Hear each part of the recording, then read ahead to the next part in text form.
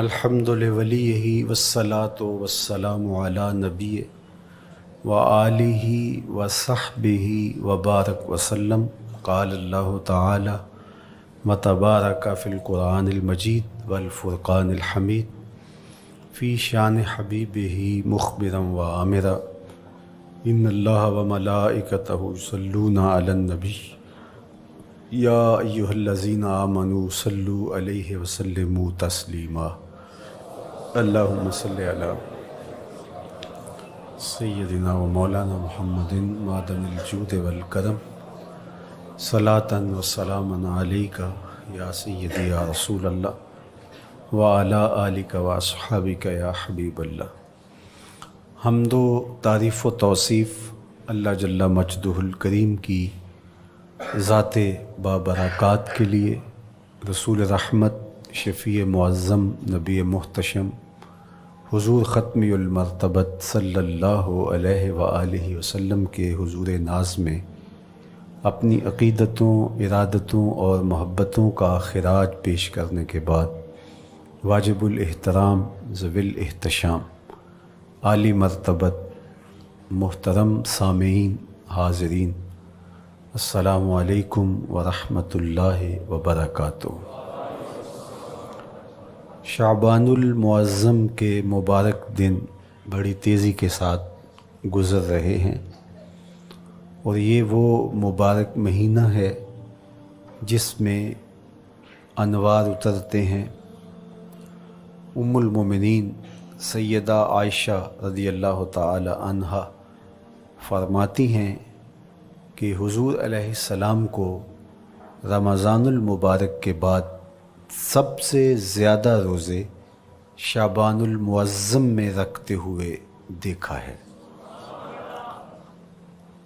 ماہ شعبان میں رمضان المبارک کا شدت سے انتظار کرنا، اس کی ہمیں ترغیب دی گئی ہے، بلکہ رجب کا چاند طلوع ہوتے ہی یہ دعا مانگا کرتے تھے میرے اور آپ کے آقا و مولا کہ اللہ ہمیں شعبان تک اور پھر رمضان المبارک تک پہنچا دے. اس مہینے کا آنے والے موسم نور کا استقبال کرنا، اس کے شوق میں بے تابیوں کا اظہار کرنا، یہ اللہ جل شانہ کے ساتھ محبت کی علامت ہے. شعبان المعظم کے دن گن گن کے گزارے جائیں کہ اتنے دن رہ گئے ہیں رمضان المبارک میں، اب اتنے دن رہ گئے ہیں رمضان المبارک میں.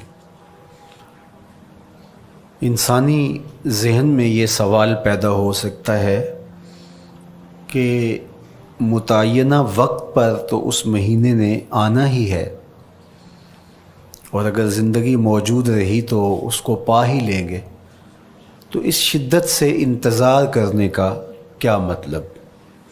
تو اس کا جواب یہ ہے، بیرون ملک سے کسی کے بزرگ نے، والد نے یا کسی کے بیٹے نے آنا ہو تو وہ 2 ماہ قبل ہی آنکھیں فرش راہ کیے ہوتے ہیں اور گن گن کے دن گزار رہے ہوتے ہیں، اور جو ہی لمحے قریب آتے ہیں تو پھر گھڑیاں اور ساعتیں بھی گنی جاتی ہیں.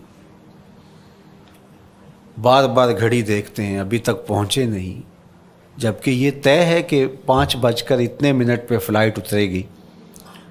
تو بار بار گھڑی دیکھنے کا مطلب لاہور سے 2 گھنٹے یہاں گجرانوالہ میں پہنچتے ہوئے لگیں گے، لیکن ہر 10 منٹ کے بعد کہ ذرا پتہ کرو کہاں تک پہنچے ہیں.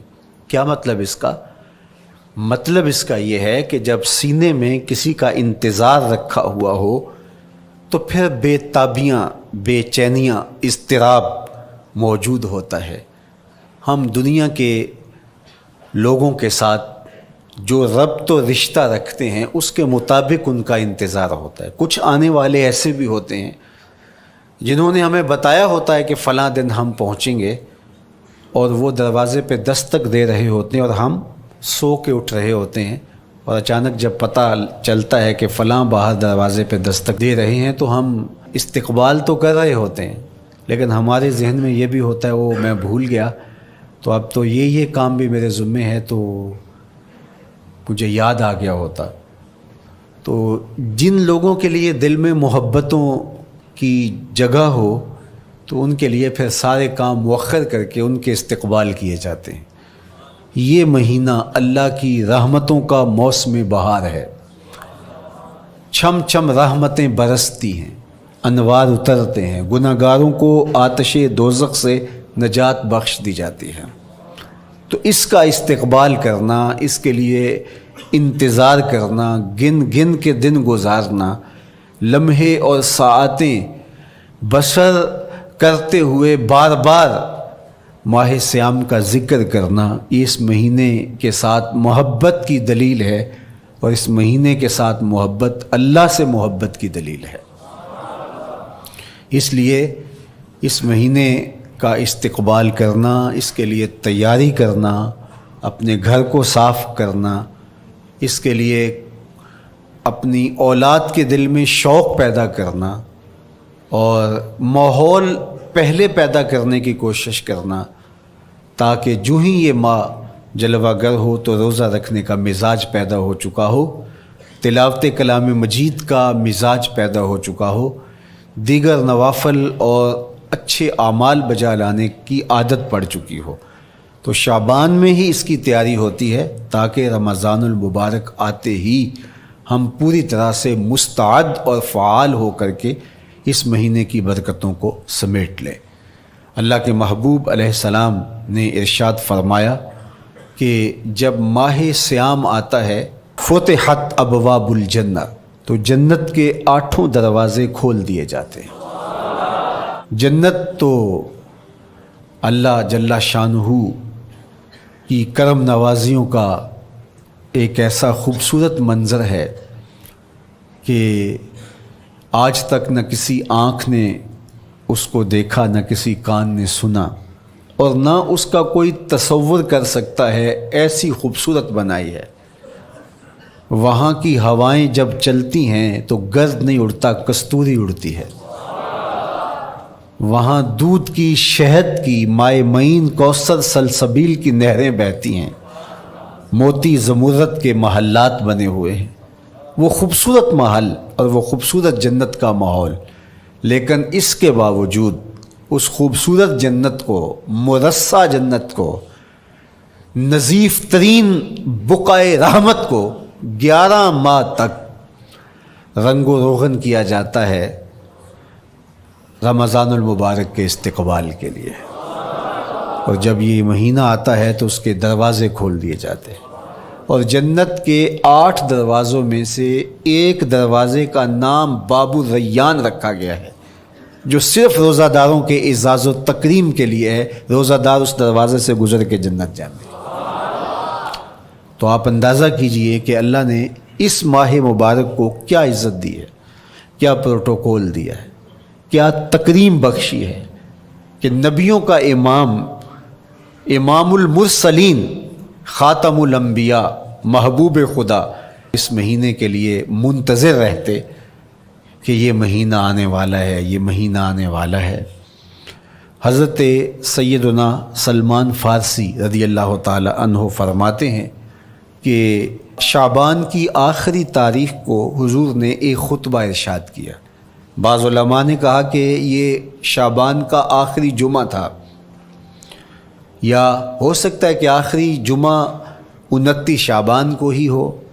تو رمضان المبارک سے قبل حضور نے یہ خطبہ ارشاد کیا، جو مختلف کتب احادیث میں موجود ہے۔ یا ایھا الناس، اے لوگو، قد اظلکم شہر عظیم، اللہ نے تمہارے اوپر ایک بہت پاکیزہ، پر نور، عالی مرتبت مہینہ سایہ فگن کر دیا ہے۔ شہر فیہ لیلۃ خیر من الف شہر، اس مہینے میں ایک ایسی رات ہے جو 1000 مہینے سے بہتر ہے۔ جعل اللہ صیامہ فریدہ و قیام لیلۃ تطوع، اس مہینے کے دن کے روزے فرض قرار دیے گئے اور راتوں کا قیام نفل بنایا گیا۔ تراویح کی صورت کے اندر راتوں کے قیام کا ماحول پیدا ہوتا ہے، صلاۃ اللیل پڑھی جاتی ہے، نوافل پڑھے جاتے ہیں کثرت کے ساتھ۔ یہ اس مہینے کی شانیں ہیں، یہ اس مہینے کی رونقیں ہیں۔ اس مہینے میں اللہ تعالیٰ نے خاص کرم نوازیاں عطا کی ہیں اہل ایمان کو۔ وَمَن تَقَرَّبَ فِيهِ بِخَصْلَةٍ مِّنَ الْخَيْرِ كَانَ كَمَنْ أَدَّى فَرِيضَةً فِيمَا سَوَاهُ۔ ایک نفل کا ثواب ایک فرض کے برابر اس مہینے میں کر دیا جاتا ہے۔ وَمَنْ أَدَّى فَرِيضَةً كَانَ كَمَنْ أَدَّى 70 فَرِيضَةً فِيمَا سَوَاهُ۔ اور اگر کوئی ایک فرض ادا کرتا ہے تو اس کو 70 فرائض کا ثواب ملتا ہے۔ اس قدر نیکیوں کا اجر بڑھا دیا جاتا ہے، ان کی قیمت بڑھا دی جاتی ہے اس مہینے میں۔ اور پھر ارشاد فرمایا وَهُوَ شَهْرُ الصَّبْرِ، یہ صبر کا مہینہ ہے۔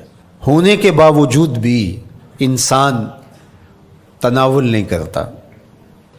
ٹھنڈا میٹھا مشروب میسر ہے اور زبان کانٹا بن گئی، حلق خشک ہو گیا، لیکن اس کے باوجود بھی ایک گھونٹ حلق سے نیچے اتارنے کا روادار نہیں ہوتا۔ وضو کرتے بھی احتیاط کرتا ہے کوئی قطرہ آب حلق سے نیچے نہ ٹپک جائے۔ تو یہ صبر سکھاتا ہے۔ جب ہو بھی تو انسان اس سے گریز کرے، تو جب ہوگا نہیں تو پھر انسان صبر کا عادی بن جاتا ہے، تو یہ صبر کی عادت ڈالتا ہے۔ یہ شہر الصبر ہے۔ پھر فرمایا وَالصَّبْرُ ثَوَابُهُ الْجَنَّةُ، اور سنو صبر کا ثواب جنت ہے۔ جو شخص صابر ہوتا ہے اس کا صلہ جنت کی صورت میں عطا کیا جائے گا۔ وَشَهْرُ الْمَوَاسَاتِ، اور یہ ہمدردی کا مہینہ ہے، باہمی پیار کا مہینہ ہے، الفتیں بانٹنے کا مہینہ ہے، نرم دلی کا مہینہ ہے، ایک دوسرے کے احساس کا مہینہ ہے۔ جب کوئی شخص بھوک اور پیاس کاٹتا ہے تو اس کو پھر محسوس ہوتا ہے، بالخصوص امراء، کہ بھوک کیا بلا ہوتی ہے، اور جو نان شبینہ کو ترستے ہیں اور جنہیں کھانا میسر نہیں آتا ان کی زندگیاں کتنی تلخ ہوتی ہیں۔ تو بھوک اور پیاس احساس پیدا کرتی ہے ان لوگوں کا کہ جو اللہ کی دی ہوئی نعمتوں سے محروم ہیں۔ تو اس لیے یہ ایک قسم کا رحم دلی کا مہینہ ہے، پیار بانٹنے کا مہینہ ہے، یہ الفتیں تقسیم کرنے کا مہینہ ہے۔ وَشَهْرٌ يُزَادُ فِيهِ رِزْقُ الْمُؤْمِنِ، اور یہ ایسا مبارک مہینہ ہے جس میں مومن کا رزق بڑھا دیا جاتا ہے۔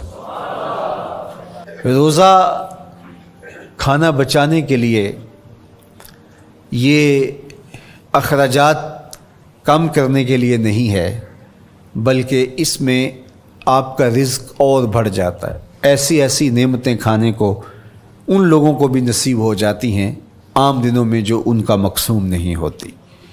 دسترخوان لگتے ہیں، افطاریاں ہوتی ہیں، سحری کے لمحات ہوتے ہیں، کوئی کسی کو ویسے کھانا کھلائے تو اس دسترخوان پہ کھانے کے لیے آنا اس کا اور رنگ ہوتا ہے۔ لیکن افطار کا دسترخوان جب بچھتا ہے اور لوگ جب اس کے اوپر آتے ہیں، امیر بھی آتے ہیں، غریب بھی آتے ہیں، تو اللہ کی دی ہوئی نعمتیں جو دسترخوان پہ پڑی ہوتی ہیں ان کو اٹھاتے ہیں، کام و دہن کی تسکین کا سامان کرتے ہیں، عزت نفس بھی مجروح نہیں ہوتی اور طرح طرح کی نعمتیں کھانا بھی دستیاب ہو جاتی ہیں۔ تو یہ ایک مہینہ ہے مواسات کا، اس میں رزق بڑھ جاتا ہے، غرباء تک بھی اللہ کی نعمتیں وہ پہنچتی ہیں جو عام دنوں میں ان کو میسر نہیں ہوتی، اور امراء بھی نعمتوں کا لطف لیتے ہیں، نعمتوں کا مزہ انہیں آتا ہے، اس لیے کہ بھوک کاٹنے کے بعد جب ان کو نعمت میسر آتی ہے تو پھر انہیں احساس ہوتا ہے۔ جو شخص ہر وقت سیراب رہتا ہے تو اس کو کیا پتہ کہ شدید بھوک کے بعد کھانے کا لطف کیا ہوتا ہے۔ سخت پیاس کے بعد میٹھا اور ٹھنڈا مشروب جب رگوں کو تر کرتے ہوئے معدے تک پہنچتا ہے تو اس کی تراوت، اس کی ٹھنڈک، اس کی لذت، اس کا کیف و سرور، اس کی عذوبت کس طرح راحت بخشتی ہے۔ اسی لیے میرے اور آپ کے آقا و مولا نے ایک دوسرے مقام پہ ارشاد فرمایا لِلصَّائِمِ فَرْحَتَانِ فَرْحَةٌ عِنْدَ فِطْرِهِ وفرحۃ عند لقاء رب، روزے دار کے لیے دو خوشیاں ہیں. ایک خوشی اسے تب ملتی ہے جب وہ روزہ افطار کرتا ہے، وہ لمحے مسرتوں کے ہوتے ہیں، ایک روحانی احساس ہوتا ہے. اتنا لمبا دن، اتنا سخت دن، گرمی کی شدت، مالک تیرا شکر ہے لمحہ اختتام پہنچا، اور یہ اتنا لمبا دن تیرے حکم کی تعمیل کرتے ہوئے بسر ہو گیا. ایک تو روزہ کھولتے ہوئے وہ ایک سرشاری ہوتی ہے، وہ ایک لذت ہوتی ہے، روحانی تسکین ہوتی ہے. آج کل وہ افطار کے دسترخوان لگتے ہیں تو جس طرح ہمارے سارے معاملات جو ہیں وہ ملوث ہو گئے ہیں ریا سے، تصنع سے، اس طرح افطار بھی ایک فیشن کے طور پہ فروغ پا رہی ہے. تو اس میں امراء کو اور شخصیات کو بلایا جاتا ہے، اور ایسے لوگ کثرت کے ساتھ ہوتے ہیں جن کا روزہ بھی نہیں ہوتا. تو پھر ظاہر ہے رسماً تو اتنی دیر تک وہ کچھ نہیں اٹھا سکتے جب تک اذان کی آواز نہیں آتی، افطار کے لمحے نہیں آتے. تو اس وقت جو روزہ دار ہوتا ہے، جب وہ مشروب لے رہا ہوتا ہے، جب وہ کوئی لقمہ اتار رہا ہوتا ہے، تو اس کی جو فرحت ہوتی ہے، اور جس نے روزہ نہیں رکھا اور وہ بھی افطار کے دسترخوان پہ بیٹھا ہے، تو کیا اس کو کوئی روحانی حظ، کوئی سرور، افطار کے لمحوں کا کوئی لطف مل سکتا ہے؟ وہ بیچارہ کتنا بے چین ہوتا ہوگا کہ یہ شخص جو ہے کمزور ہے، سارا دن مزدوری کر کے آیا ہے، اور اس کا بھی تو سارا دن گزر گیا بھوک اور پیاس سے، اور میں صحت مند ہوں اور سارا دن ٹھنڈے ماحول میں رہا ہوں اور مجھے توفیق نہیں ملی. تو وہ گھونٹ کتنے مشکل اس کے لیے ہوتے ہوں گے. اور روزہ دار کے لیے کس قدر وہ آسودہ بخش لمحے ہوتے ہیں کہ جب اس کو یہ مسرت ہو رہی ہوتی ہے کہ مالک تیرا شکر، گرم موسم، زباں کانٹا، حلق خشک، اور تو نے تکمیل تک لمحے پہنچائے اور میرا دن خیریت سے گزر گیا. تو وہ اس کے لیے ایک خوشی کا لمحہ، روحانی مسرت کی کیفیت. اور دوسری کہ جب وہ ٹھنڈا اور میٹھا مشروب، سارے دن کی سوکھی ہوئی زبان اور خشک حلق، اور انسان کی جو ہے وہ رگیں بھی، انتڑیاں بھی خشک ہو چکی ہوتی ہیں، تو ٹھنڈا اور میٹھا مشروب جب انسان کے معدے کی طرف بڑھ رہا ہوتا ہے، زبان بولے نہ بولے، ایک ایک رواں اللہ کی حمد بول رہا ہوتا ہے، اور تشکر انسان کے رگ و ریشہ سے ادا ہو رہا ہوتا ہے، اور اس کی کیفیت، اس کی سرشاریاں، اس کی لذتیں وہ دیکھنے کی ہوتی ہیں. تو کہا للصائم فرحتان، روزے دار کو تو ایک فرحت اس وقت ملتی ہے عند فطر ہی، جب وہ روزہ کھولتا ہے، روحانی فرحت بھی، جسمانی فرحت بھی. وفرحۃ عند لقاء رب، اور دوسری فرحت اور دوسری خوشی اسے تب ملے گی جب اس روزے کے صلے میں اللہ تعالیٰ اپنے رخ انور سے پردہ اٹھا دے گا اور روزہ دار کو اپنے دیدار کی دولت عطا کرے گا. تو وہ پھر منظر دیکھنے والا ہوگا، روزہ دار کی آنکھیں ٹھنڈی ہو جائیں گی.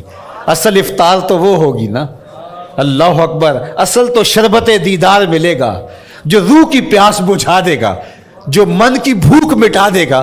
تو کہا للصائم فرحتان، فرحۃ عند فطرہ وفرحۃ عند لقاء رب، روزہ دار کے لیے دو خوشیاں ہیں. ایک خوشی وہ ہے جب اس کے جسم کی پیاس بجھتی ہے، اور ایک خوشی تب ملے گی جب روح کی بھوک مٹے گی، جب من کی پیاس بجھے گی، اور پھر وہ سرشاریوں کے عالم میں دیکھتا ہی چلا جائے گا، اور وہ سیراب ہی نہیں ہو پائے گا کہ میں ان دو آنکھوں سے دیکھ رہا ہوں، کاش کہ لوں لوں دے مڈ لک لک چشمہ، ایک کھولا تے ایک کجا ہوں. وہ اس آرزو میں ہوگا کہ میرا رواں رواں آنکھ بن جائے اور میں اس دیدار سے فیضیاب ہوتا چلا جاؤں. تو وہ کیا لمحے ہوں گے، وہ کیا گھڑیاں ہوں گی، وہ کیا ساعتیں ہوں گی. کوئی لفظ نہیں ہے جن لفظوں میں ان حقیقتوں کو بیان کیا جا سکے، اس لیے کہ وہ منظر ہی وراء الورا ہوگا. تو روزہ دار کو فرحت ملتی ہے جب وہ روزہ کھولتا ہے. تو فرمایا وَشَهْرٌ يُزَادُ فِيهِ رِزْقُ الْمُؤْمِنِ، اس میں مومن کا رزق بڑھا دیا جاتا ہے. وَمَنْ فَطَّرَ فِيهِ صَائِمًا كَانَ مَغْفِرَةً لِذُنُوبِهِ، جس نے روزہ دار کا روزہ افطار کروایا. اللہ کے محبوب فرماتے ہیں کہ ایک تو خود روزہ رکھا، اور دوسری سعادت یہ ہے کہ ماہ صیام میں روزہ دار کا روزہ افطار کروایا. آپ شریعت بیضاء کو بنظر عمیق مطالعہ کر کے دیکھیں، ماہ صیام میں بہت زیادہ اس بات پہ زور دیا گیا ہے کہ روزہ افطار کرواؤ۔ اپنے گھر میں بیٹھ کر کے روزہ افطار کر لینا یہ بھی سعادت مندی ہے، روزہ نصیب ہو جائے، لیکن اس بات پہ بہت زور دیا گیا ہے ماہ صیام میں کہ ایک ماحول پیدا ہو، لوگوں کو افطار کروائیں تاکہ تمام لوگوں تک اللہ تعالیٰ کی نعمتیں پہنچیں اور لوگوں تک جو ہے وہ رمضان المبارک کی برکتیں پہنچیں۔ تو ارشاد فرمایا ومن فطر فیہ صائما، جس نے روزے دار کا روزہ افطار کروایا، کان مغفرۃ لذنوبہ، تو وہ افطار کروانے والوں کے گناہوں کی بخشش کا ذریعہ بن جائے گا، یہ افطاری گناہوں کی مغفرت کا سبب بن جائے گی۔ وَعِتْقَ رَقْبَتِهِ مِنَ النَّارِ، اور آتش دوزخ سے گردن کی آزادی کا مجدہ جاں فضا بن جائے گا، یہ امر کہ اس نے کسی کا روزہ افطار کروایا۔ وَقَانَ لَهُ مِثْلُ أَجْرِهِ مِنْ غَيْرِ أَنْ يَنْقُصَ مِنْ أَجْرِهِ شَيْءٌ، اور روزہ افطار کروانے والے کو روزہ رکھنے والے جتنا اجر ہی دیا جائے گا، لیکن روزہ رکھنے والے کے اجر میں بھی کوئی کمی نہیں واقع ہوگی۔ جتنا اس نے سارے دن کی بھوک اور پیاس کاٹ کر کے تکلیف اٹھا کر کے روزہ رکھا، جس نے شام کو اس کو افطار کر دیا اتنا ہی ثواب اس کو عطا کر دیا جائے گا، اس کا اجر کم کیے بغیر۔ اللہ اکبر، یہ امت کے لیے اللہ نے کیا پیکج دیا ہے، کیا کرم نوازیاں ہیں اس امت کے لیے۔ آقا کریم نے ارشاد فرمایا ایک شخص صبح سے لے کے ظہر تک مزدوری کرتا ہے، اس کو ایک قیراط دیا جاتا ہے، اور ایک شخص ظہر سے لے کر عصر تک مزدوری کرتا ہے، اس کو بھی ایک قیراط دیا جاتا ہے، اور ایک عصر سے لے کر مغرب تک مزدوری کرتا ہے، اس کو 2 قیراط دیے جاتے ہیں۔ فرمایا پہلی مثال یہود کی ہے، دوسری مثال نصارہ کی ہے، اور تیسری مثال میری امت کی ہے۔ یہودیوں نے اور عیسائیوں نے اس پہ اعتراض کیا کہ ہمارا اجر کیوں تھوڑا ہے، تو میرے اور آپ کے آقا و مولا نے فرمایا تمہارا تھوڑا نہیں، ہمارا زیادہ ہے۔ آج کل اگر 1000 روپیہ مزدوری چلتی ہو مزدور کی، تو کوئی شخص صبح سے شام تک ایک شخص سے مزدوری کروائے اور 1000 روپیہ دے دے، اور دوپہر کو اڈے سے جا کے ایک مزدور اور لے آئے اور شام کو اس کو بھی 1000 روپیہ دے آئے، اور ایک شخص کو عصر کے وقت لائے اس کو 2000 روپیہ دے دے، تو 1000 والا کہے کہ میرے سے زیادتی ہوئی ہے، تو اس سے زیادتی تو نہیں ہوئی، اسے تو پوری مزدوری دی گئی ہے، اب اس پہ مہربانی ہوئی ہے، اس پہ رحمت ہوئی ہے۔ تو کہا یہود اور نصارہ کی یہ مثال ہے، ایک صبح سے ظہر تک مزدوری کرے اس کو 1 قیراط، ایک ظہر سے عصر تک مزدوری کرے اس کو بھی 1 قیراط، اور تیسرا بہت تھوڑا وقت عصر سے مغرب تک مزدوری کرے اس کو 2 قیراط۔ کہا یہ امت محمدیہ علی صاحب الصلوات کو دیا گیا نور ہے۔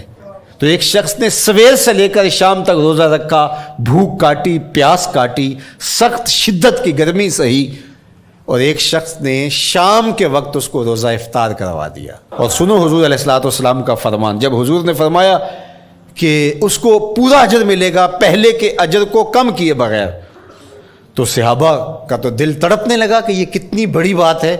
اب آپ جانتے ہیں کہ یہ زمانہ ایسی معاشی خوشحالیوں کا نہیں تھا، لوگوں کے پاس تو نان شبینہ بھی میسر نہیں ہوتا تھا، تو صحابہ نے جو سوال کیا، قالوا یا رسول اللہ صلی اللہ علیہ وسلم، انہوں نے کہا اے اللہ کے پیارے رسول صلی اللہ علیہ وسلم، لیسا کلنا یجد ما یفطر الصائم، ہم میں سے تو ہر بندہ یہ طاقت نہیں رکھتا کہ روزہ دار کو روزہ افطار کروا دے، تو یہ اتنی بڑی سعادت، تو یہ تو پھر اہل زر ہی یہ سعادت حاصل کر پاتے ہیں، ہمارے جیسے لوگ تو پھر جو مال و دولت نہیں رکھتے تو وہ تو پھر یہ سعادت نہیں حاصل کر پائیں گے۔ تو میرے اور آپ کے آقا و مولا نے کیا فرمایا، قال، حضور نے ارشاد فرمایا یؤتی اللہ ھذا الثواب، یہ ثواب اللہ اسے شخص کو بھی عطا کرے گا، من فطر صائما علی مزقۃ لبن او تمرۃ او شربۃ من ماء، فرمایا کہ یہ اجر اللہ اس کو بھی عطا کرے گا جس نے کسی کا روزہ 1 گھونٹ دودھ سے کھلوا دیا، یا 1 کھجور سے کھلوا دیا، یا پانی کے 1 گھونٹ سے اس کا روزہ افطار کروا دیا۔ لازمی نہیں ہے کہ دسترخوان سجا ہو، انواع اقسام کے کھانے پڑے ہوں اور وہ افطاری ہی افطاری قرار پائے گی۔ جس نے کسی کو وہاں باہر ٹوٹیوں سے پانی کا گلاس بھر کے، کٹورا بھر کے سادہ پانی بھی پیش کر دیا تو اس کو بھی ثواب مل جائے گا۔ کتنا ثواب ملے گا؟ پورا روزہ رکھنے کا ثواب اس کو ملے گا۔ کتنی رحمتوں کی لوٹ سیل لگی ہے۔ کوئی ایسے بھی بانٹتا ہے، کوئی ایسے بھی کرم نوازیاں ہوتی ہیں، لیکن میرے رب کے خزانے کتنے کھلے ہیں۔ میں نے مدینہ المنورہ میں ایک شخص کو دیکھا کہ وہ روزے کے وقت وہاں سے ہی گلاس لیتا اور زمزم سے بھرتا اور روزہ داروں کے آگے رکھتا چلا جاتا، اور روزانہ اس کا یہ عمل ہوتا۔ نماز عصر کے بعد شروع ہوتا، جتنی اس کی پہنچ ہوتی ہر ایک کے آگے رکھتا چلا جاتا۔ پانی بھی وہاں سے لیا، گلاس بھی وہاں سے لیا۔ اللہ اکبر! فرمایا دودھ کا ایک گھونٹ یا پانی کا ایک گلاس یا ایک کھجور اس نے کسی کو پیش کی اور اس نے اس سے روزہ کھولا، اللہ کے محبوب فرماتے ہیں پہلے کے اجر میں بغیر کسی کمی کے اس کو پورا ثواب روزے کا نصیب ہوگا۔ اللہ اکبر! اب سنو، پھر حضور نے ارشاد فرمایا ومن اشبع صائما، اور جس نے صحیح اہتمام کے ساتھ روزے دار کو اچھا کھانا کھلایا، اچھی پرتکلف افطاری دی، سقاہ اللہ من الحوض شربتا لا یظمأ حتی یدخل الجنہ، اس کو حوض کوثر سے ایسا جام ملے گا کہ اس کو کبھی پیاس نہیں ملے گی یہاں تک کہ جنت میں چلا جائے گا۔ اللہ اکبر! اس کو کوثر کے جام نصیب ہوں گے حشر کی گرمی میں۔ اور آپ کو معلوم ہے، علماء سے آپ نے بارہا سنا ہوگا کہ جام کوثر جس نے ایک بار پی لیا پھر 50,000 سال کے دن میں اس کو دوبارہ پیاس نہیں لگے گی۔ یہ جام کوثر کی خصوصیت ہے۔ فرمایا وَهُوَ شَهْرٌ أَوَّلُهُ رَحْمَةٌ، یہ وہ مہینہ ہے جس کے پہلے 10 دن رحمت ہیں اور اس کا درمیانی عشرہ مغفرت ہے، وَآخِرُهُ عِتْقٌ مِّنَ النَّارِ، اور اس کا آخری عشرہ جو ہے وہ آتش دوزخ سے نجات کا ضامن ہے۔ فَاسْتَكْثِرُوا فِيهِ مِنْ 4 خِصَالٍ، کہا کہ 4 کام اس مہینے میں کثرت کے ساتھ کرو۔ خصلتان ترضون بہما ربکم، 2 کام تو وہ ہے جس سے تم اپنے رب کو راضی کرو گے۔ وخصلتان لا غنا بکم عنہما، اور 2 کام ایسے ہیں کہ ان سے بے نیاز نہیں ہو سکتے تو وہ تمہیں کرنے پڑیں گے۔ اما الخصلتان اللتان ترضون بہما ربکم، وہ 2 خصلتیں، 2 کام جن کے ذریعے سے تم اپنے رب کو راضی کر سکو۔ فشہادت اللہ الہ الا اللہ، وہ گواہی دینا ہے لا الہ الا اللہ۔ وتستغفرونہ، اور تم کثرت سے استغفار کرو، اللہ سے بخشش مانگو۔ یہ 2 کام تم نے کرنے ہیں۔ وَأَمَّا الْخَصْلَتَانِ اللَّتَانِ لَا غِنَىٰ بِكُمْ عَنْهُمَا، اور وہ چیزیں جن کے بغیر تمہیں چارہ نہیں ہے۔ فَتَسْأَلُونَ الْجَنَّةَ وَتَعُوذُونَ مِنَ النَّارِ، اللہ سے جنت طلب کرو اور دوزخ سے پناہ مانگو۔ تو یہ 2 کام جو تمہاری ضرورت ہے تم اس مہینے میں کثرت کے ساتھ کرو۔